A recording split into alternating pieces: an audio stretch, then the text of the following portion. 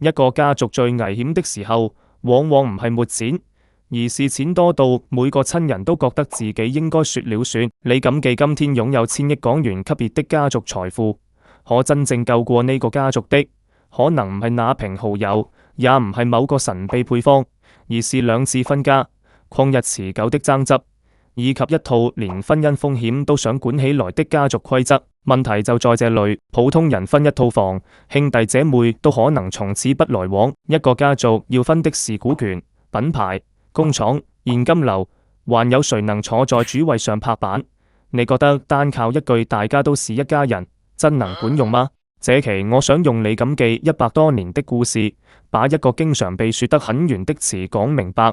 家族傳承，你會看到一個買蠔油的家族，怎樣兩次差點被自己人拆散，又怎樣把傷口寫成規則。更關鍵的是，到了2026年，佢哋為咩咁讓一位冇李家血緣的職業經理人坐上醬料業務董事會主席的位置？看到最後，你會明白，真正能傳下去的，從來不只是錢，而是一套讓所有人都知道自己可以做咩，不可以做咩的邊界。先看最有衝擊力的結果。2026年2月，福布斯公布香港50大富豪榜，李文達的5名子女以176億美元的甲級財富排在第4，折合港元大約是1370多億。排在前面的是李嘉誠、李兆基家族的第2代，以及鄭氏家族。香港頭部富豪長期與地產有深厚關係，而李家最鮮明的商業標籤，卻是廚房裏那瓶人人看過、好多人用過的蠔油。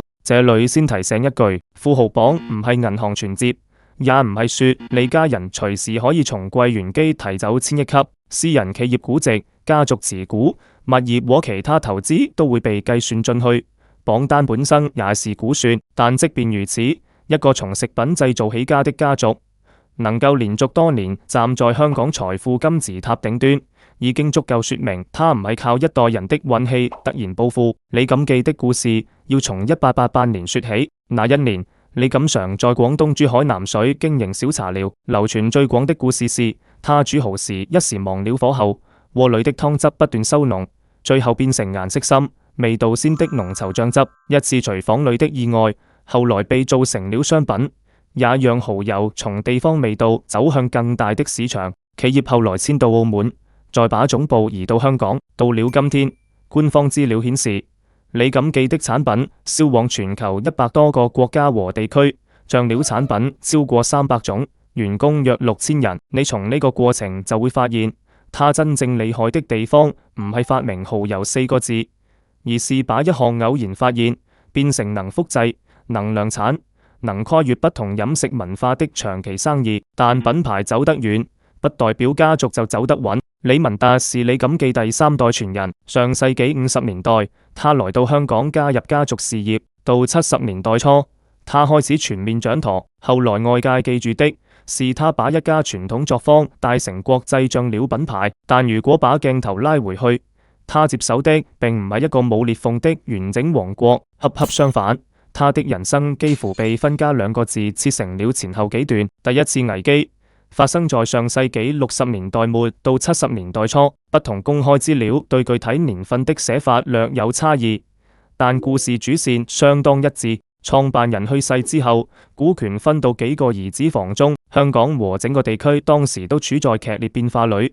有人看好繼續經營，有人擔心前景，想買掉股份拿錢離場。對於想走的人來說，這叫降低風險；對於留下的人來說，這卻像把祖先留下來的招牌拆開買。你站在哪一邊都有自己的理由，這也是家族企業最難處理的地方。商業分歧一旦發生在普通合夥人之間，可以估值、簽字、散夥；可發生在叔侄、堂兄弟和親兄弟之間。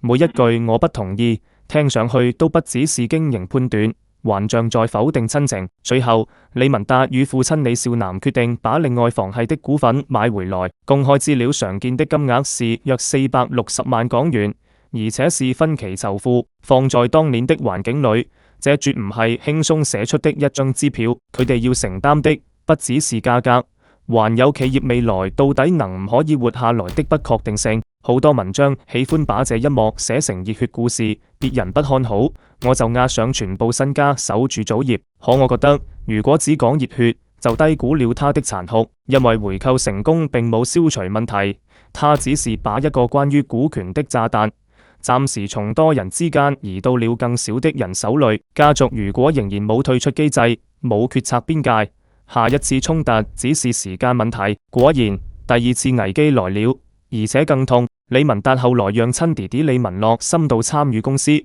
並持有相當比例的股權。到了80年代，李錦記的業務正處在擴張階段，美國市場需求上升，公司又準備投入現代化廠房。這種時候，企業最需要的是長期資本和統一決策。可家族內部偏偏對風險保障和未來安排產生了嚴重分歧。公開資料提到，李文樂患病之後，對妻兒未來的保障更加擔心。呢個變化其實很容易理解。一個人健康的時候，可能願意把利潤繼續投進工廠。當他突然意識到生命有期限，他看同一筆錢，首先想到的就不再是擴張，而是家人有冇現金，股權能唔可以兌現，自己不在以後誰來保護孩子。所以這件事唔可以簡單寫成弟弟突然背叛哥哥，也不該把責任粗暴推給某位家屬。更準確的解釋是，兩兄弟對風險的時間尺度變了，一個想繼續把錢押進未來，一個想把不確定的股權變成確定的保障。商業邏輯都說得通，可放在同一家企業裏，兩種邏輯唔可以同時掌舵。爭議最終進入法律程序，對於具體起始年份，不同報道有細微差異，但較一致的核心事實是，80年代中期兄弟衝突公開化，李文達最後以約8000萬港元回購弟弟手中約40%股權，460萬已經讓上一代吃盡苦頭。10多年後，數字變成8000萬，爭執對象也從堂親變成了親弟弟。最難受的人可能是佢哋的父親李少南。呢個老人早年才與兒子一起籌錢，把祖業從第一次分裂中買回來，到了晚年，卻要看着兩個親生兒子因為同一家公司走進法律爭議。你說企業贏了嗎？股權確實重新集中，公司也繼續發展，可呢個家庭付出的代價根本唔可以只放在資產負債表上計算。李文達後來談到這段經歷，用過心痛來形容。呢個詞很重要，因為8000萬是可以重新賺回來的，工廠也可以繼續擴建，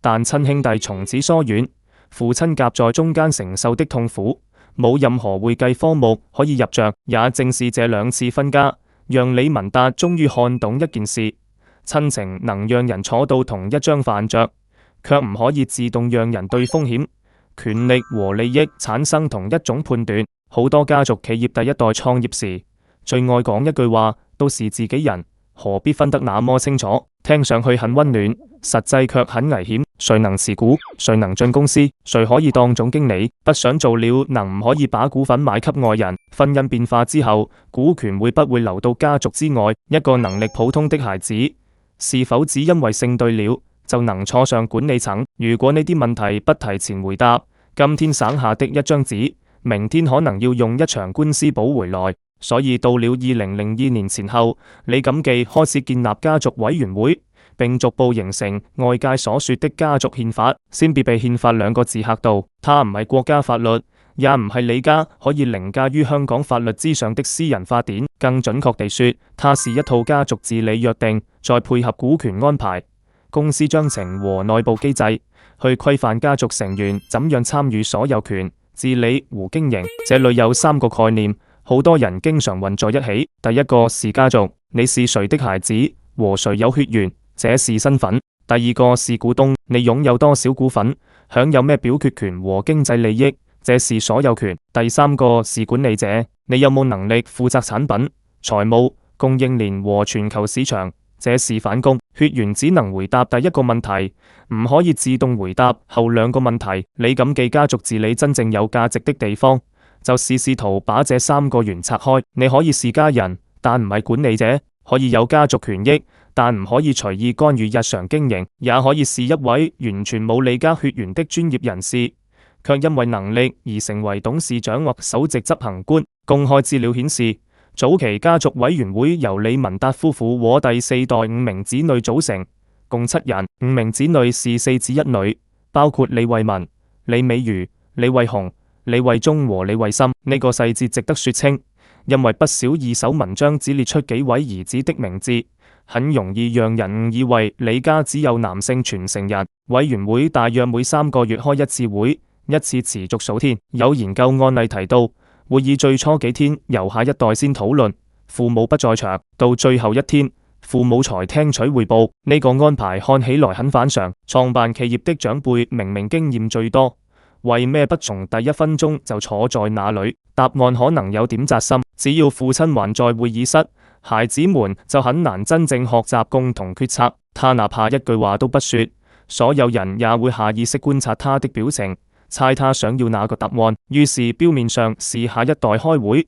實際上仍然是圍着家長轉。李文達親眼見過長輩離開之後，兄弟之間怎樣從分歧走到決裂。他必須在自己還活着、還能兜底的時候，讓5個孩子一片又一片排練。如果有一天父親不在，你們怎樣聽完不同意見？怎樣處理少數人的反對？怎樣在冇絕對權威的情況下作出決定？這唔係普通會議，這是接班演習。家族規則裏還有幾條很實用，比如有李家血緣的家族成員才可以持有核心股權，股份唔可以隨意買給外人。成員如果想退出，有既定機制回購。這樣做的目的是防止一個人急用錢，就把控制權的一個買給陌生資本，最後所有人都要為他的個人決定買單。家族成員想進入公司，也唔係拿着姓氏當反公證。公開案例普遍提到，佢哋要先到外面的機構返工3年至5年，再按與非家族成員相近的程序應聘。為咩一定要去外面？因為如果一個孩子畢業後直接進入自家公司，他很難知道同事尊重的究竟是他的能力，還是他的姓氏。外面的老闆不會因為你是李家後人就少罵2句，外面的客戶也不會自動給你訂單。這段經歷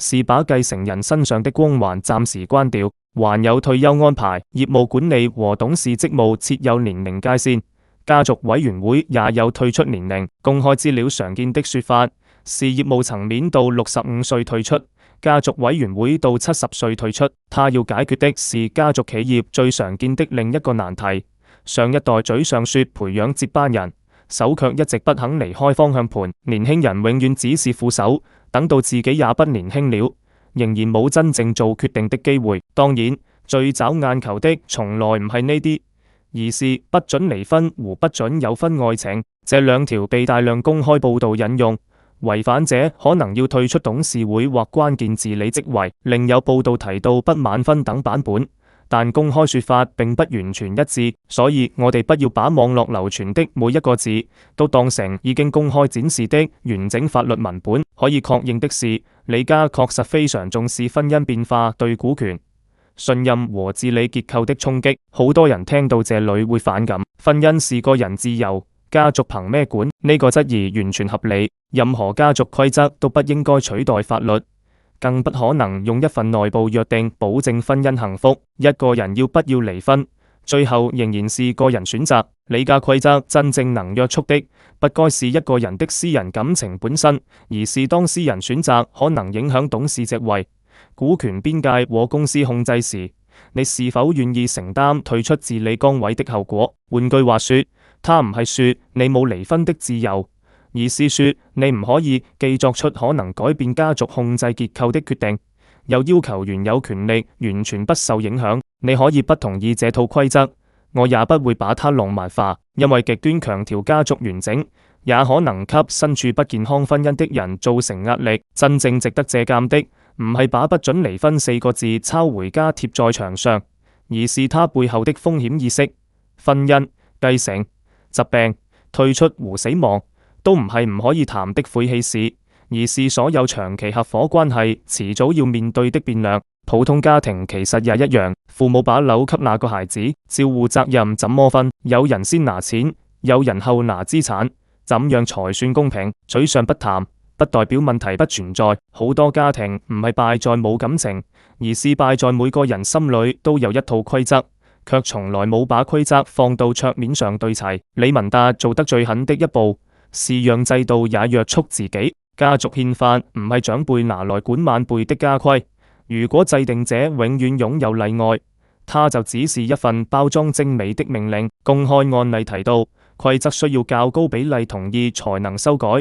李文達夫婦後來也逐步退出具體委員會角色，呢個動作傳遞的信號是，制度一旦成立，創辦人也唔可以永遠站在制度上面，這很難。好多企業家一輩子相信自己的判斷，佢哋最大的成功經驗就是當年所有人反對，只有我堅持。可這種性格適合創業，不一定適合傳承。創業需要一個人敢衝，傳承卻要求那個人有一天願意承認。企業唔可以永遠靠他一個人的直覺活着。2021年7月26日，李文達在家人陪伴下離世。官方訃告寫的是享年91歲。他去世以後，真正的考試才開始，因為人在的時候，家族制度到底有效，還是大家只是給老人面子，很難分辨。父親一句話能壓住爭議，孩子們表現得再團結，也可能只是暫時冇把矛盾攤開。只有當那個最終仲裁者不在了，規則還能唔可以運轉，才是制度真正的成績單。5年過去，李家5名子女的甲級財富仍然排在香港富豪榜第4。其業務因為第3代離世，立刻爆出公開的奪權大戰。這唔可以證明未來永遠冇衝突，也唔可以把富豪榜排名等同於家庭幸福，但至少說明李文達生前搭建的溝通和治理機制，度過了創辦人離場後的第一段高風險時期。然後李錦記做了一件比守住排名更值得研究的事。2026年3月底，李錦記將了宣布委任邢君博士為董事會主席，並在4月初正式離職。他唔係李家人，這是醬料業務自1888年創立以來第一次由非家族成員擔任董事會主席。隨後從7月起，他又兼任醬料業務全球首席執行官，負責更全面的經營反攻。好多標題把這件事寫成李家把掌門之位交給外人，很刺激，但不夠準確。李慧心卸下的是醬料業務董事會主席職務，他仍然擔任李錦記集團執行主席，負責集團層面的治理、不同業務協同和長期方向。家族也冇因為外聘主席就公開出售核心持股。變化的重點唔係李家退出，而是家族把所有權、集團治理和醬料業務經營進一步分開。說得再直白一點，房契還是你的，不代表你一定要親自收水管。你是球隊老闆，也不代表你必須下場踢中鋒。真正成熟的所有者，唔係每個崗位都由自己人霸住，而是知道哪些權力必須保留，哪些反攻應該交給最合適的人。那為咩偏偏是而家？因為今天的調味品生意早就不只是把一瓶蠔油擺進華人超市，全球消費者口味變化，食品法規不同，供應鏈要跨多個地區，電商和餐飲渠道不斷重構，新一代消費者還會追問減鹽、成分、可持續和品牌故事。家族成員可以守住價值觀，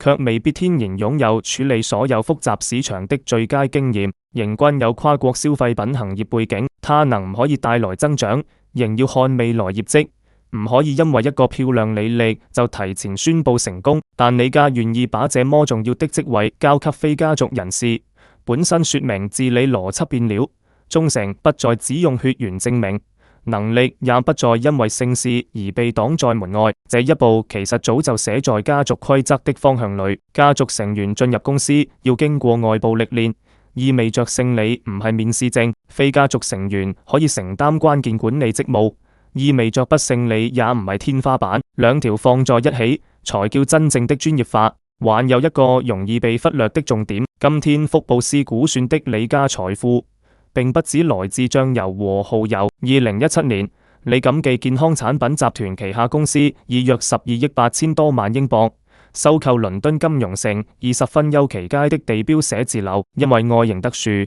這棟樓被稱為對講機大樓。當時他創下英國單棟寫字樓交易價格紀錄。這筆交易說明李家早已把食品經營產生的資本配置到健康產品、物業和其他投資中。好處是收入來源更多元，單一業務遇到週期時，家族不至於只靠一瓶蠔油扛住所有風險，代價則是資產組合越來越複雜，對專業治理、風險控制和信息透明的要求也會更高。家族成員不可能同時成為吊尾品、保健品、全球物業和創投的頂級專家。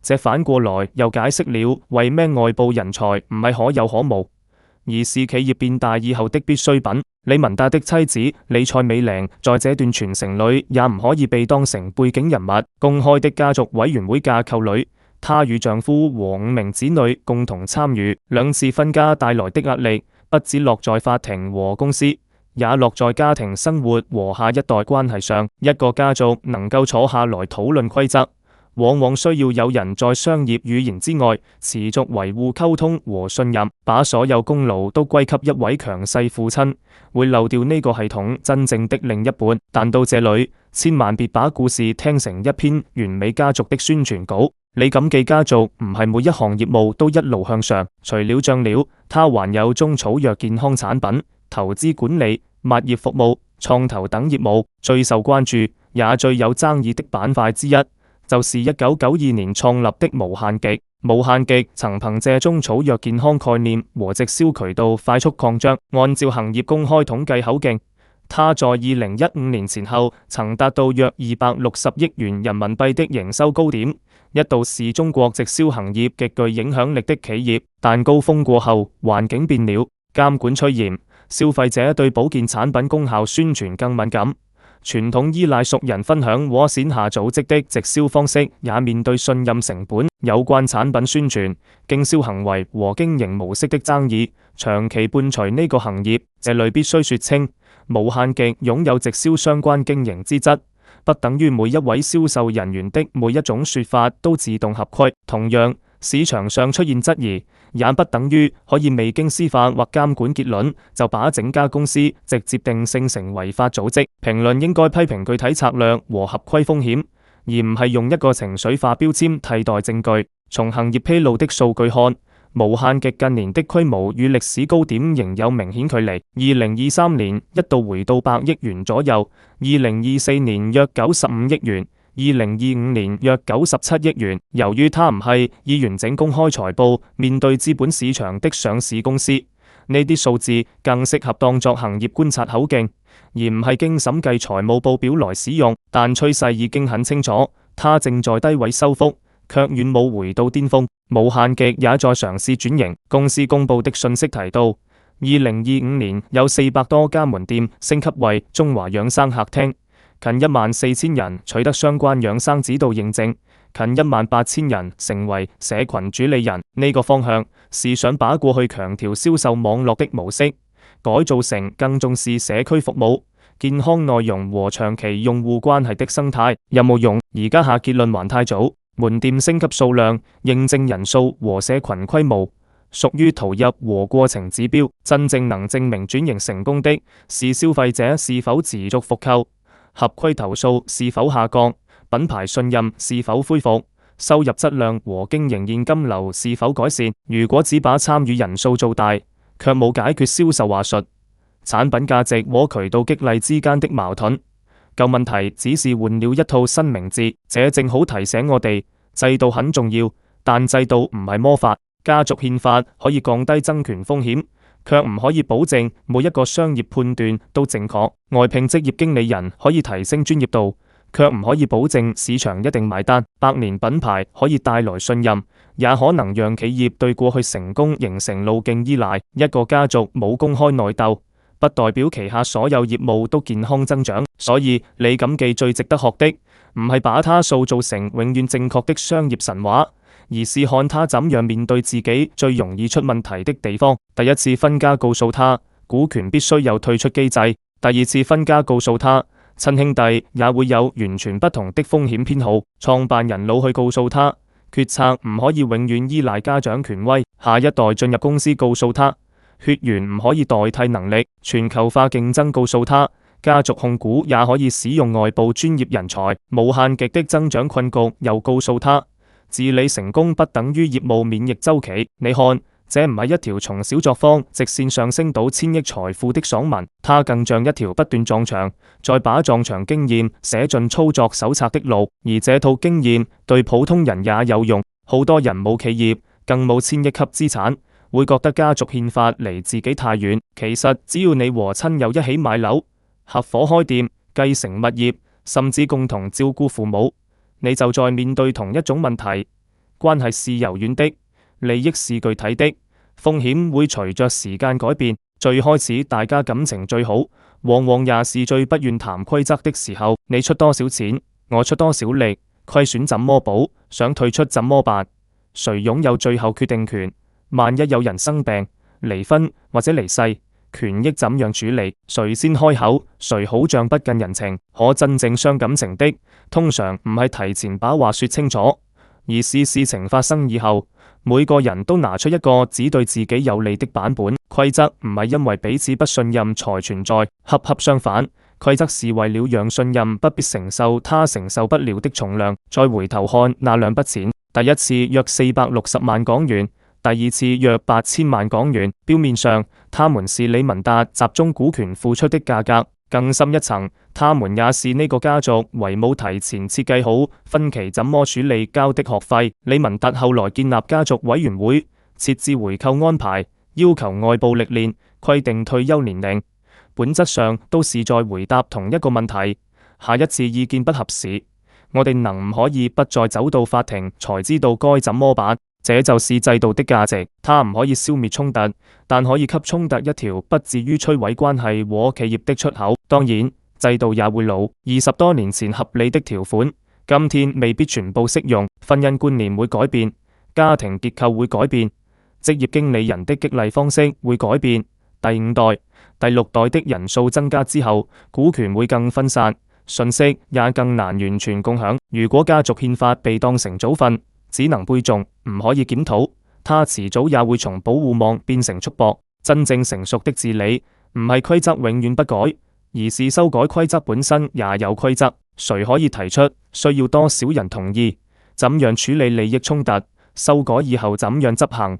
呢啲程序比某一句口號更重要。所以我不會用制度比血緣更可靠這一句話簡單結束整個故事。它很有傳播力，卻還差半步。更準確的說法應該是，血緣創造了家族關係，制度定義了合作邊界，能力決定誰適合經營，而共同價值觀決定大家為咩還願意留在同一條船上，缺一塊都不穩。只有血緣，冇規則，親情會被無限透支；只有規則，冇信任，家族會變成一間冷冰冰的合同公司；只有所有權，冇專業能力，企業可能被最親的人經營壞；只有職業經理人，冇長期價值約束，公司有可能為了短期數字犧牲百年品牌。李錦記目前看上去做對的，是冇在呢啲選擇裏指壓一邊，家族保留長期視角，制度管理利益邊界，專業人士負責複雜經營。它未必完美，但這比所有職位永遠留給自己人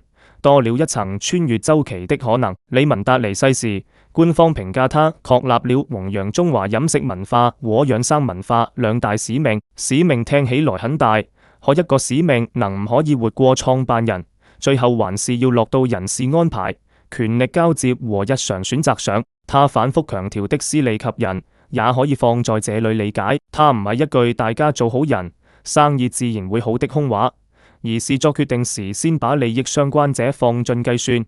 自己的選擇會怎樣影響家人、員工、客戶和合作夥伴？對家族內部來說，他要求多數人唔可以只憑票數剪過少數人；對職業經理人來說，他提醒增長唔可以透支品牌；對產品銷售來說，他更意味着唔可以為了成交誇大消費者最在意的健康承諾。價值觀只有落到呢啲有代價的選擇上，才算真的存在。如果下一代只記得父親說過咩，卻冇能力在新市場裏作出新決定，那叫紀念，不叫傳承。如果家族為了守住控制權，拒絕所有外部人才，那叫佔有，也不叫傳承。真正的傳承是品牌仍然知道自己從哪裏來，但公司不必永遠用100年前的方法走下去。從南水的一間小茶寮到全球100多個國家和地區，從父子籌錢回購股份到親兄弟進入法律爭議，從7個人圍着桌子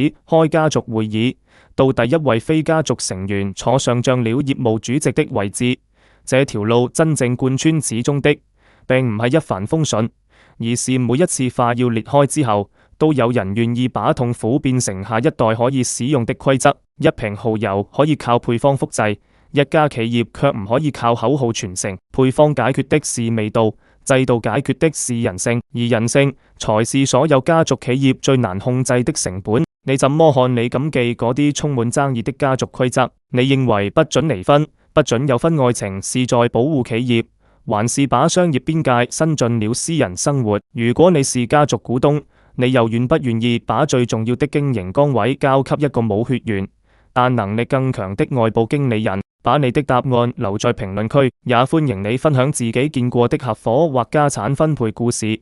好多時候，一段真實經歷比100句管理理論更有啟發。如果這期內容幫你看懂了家族財富真正難守的地方，記得點讚、訂閱，並把視頻分享給那個正在和親友一起做生意的人。我哋下期繼續把複雜的商業故事講到每個人都能聽懂。